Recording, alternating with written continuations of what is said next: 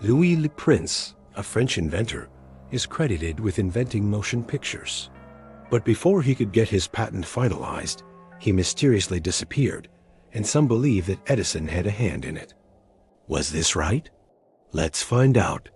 Louis Le Prince was a French inventor who in 1890 created the first motion picture camera, the first projector, and the first film stock. In fact, he even shot the first ever motion picture, a 27-second film of people walking in a park. And because of all these inventions and accomplishments, he is considered to be the father of motion pictures. But here's the thing. After completing all this and seeing how successful his first film was, he decided to move to the United States and get a patent for his invention. But before he could do so, he disappeared without a trace, never to be seen again. And there are two reasons why this happened. One is that he was killed by a jealous rival, and the other is that Thomas Edison was involved.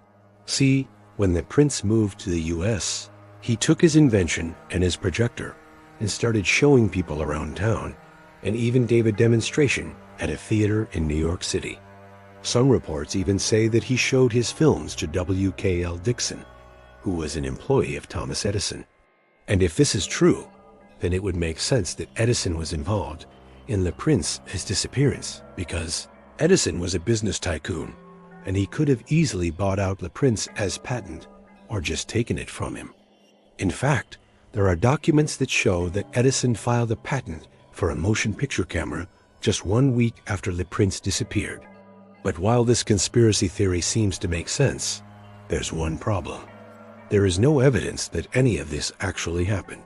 Sure, Le Prince took his projector to New York City and gave a demonstration, but there is no evidence that he ever met with Edison, or that he even showed Edison his invention.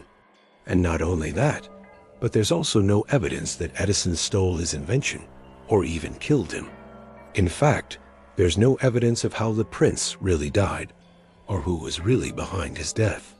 All we know is that he never returned from a trip to see his family in France, and that his body was never found.